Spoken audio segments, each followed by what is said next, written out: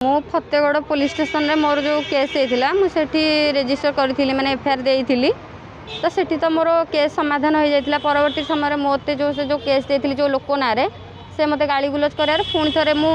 माने से केस को रिओपन करी तो से केस रे से इन्वेस्टिगेशन दि जाता एसटीपीओ सार को दि जाता खंडपड़ार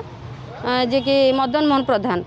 सी आसिकी मत कही आउ तुम कौन असुविधा सुविधा है राति 7टार मत माने डकैले थाना को राति 11टा पर्यंत बोली मत बसैले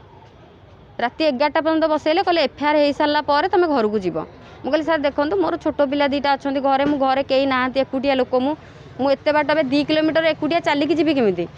ना तुम क्या जन कहीदेव सी आसिक नहीं जाए किंतु अबिका टिके रहिया पड़ो मत राति 11टा पर्यंत मत माने कही कहीका बसैले नहीं आमर फतेगड़ थाना आज्ञा एसटीपीओ ही डकई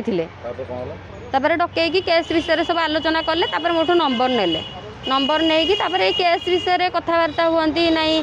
से लोक एमतिया सेमतिया ता ना एमती गोटे केस करवा ये करा आम कोर्ट को गलापर से मो सागर कथा माने साधारण भाव में कथा होते मसे है मत मुझे मत पिक मागिले जो पिक मागिले कहले आउ तुम पिकटा दियो मु कहली सर कौन पिकटा दरकार थिले कि ना ना मो जो मैजिस्ट्रेट अच्छा मैडम तांको मु देबी आउ से तुम सागर कथा हेबे आउ से तो तुम चिन्ह ना तुम पिकटा देले मु तांको पठेई देबी आ तुम तांको सागर कथा हे जिवो तापर हेतु मु जानिया को पाइली मत 80 पिक मागिले तापर मु कहली सर देखो मु बासा होती ऑडियो कॉल जैकि आपण पाखे आप बजे सारे प्रमाण भी अच्छी आपण पाखे तो ये गोटे आज जेहेतु आप निजे देखो आज मो पर आंगुठी उठुची तो काली काली कि मो भली नारी एमती निर्यातना हेबे आ चारि कांथरे ही रही आपण जदि ना देवाकू माने चाहूँगी तो ना दे पारे गोटे नारी उपर अत्याचार होउछि एठी जदि आपण ना न दे पारे तो गोटे नारी को एमती आंगुठी उठेकी ताकू चारि कांथ भितर को ठेली दियंतु नहीं जहाँ फल से कि माने आत्महत्या करने बाध्य हम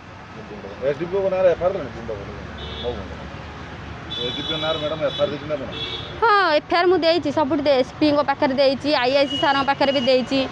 डीजी को भी माने जनइबार माने अच्छी सांगे तो साक्षात हो पारे डीजी को भी जनइबी तो सेठी मुझे चाहूँगी जे मु न्याय चाहूँगी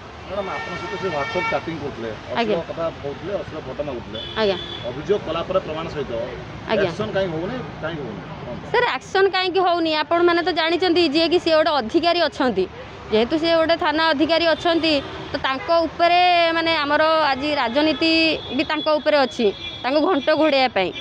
आज मुख्यमंत्री कहते माने नारी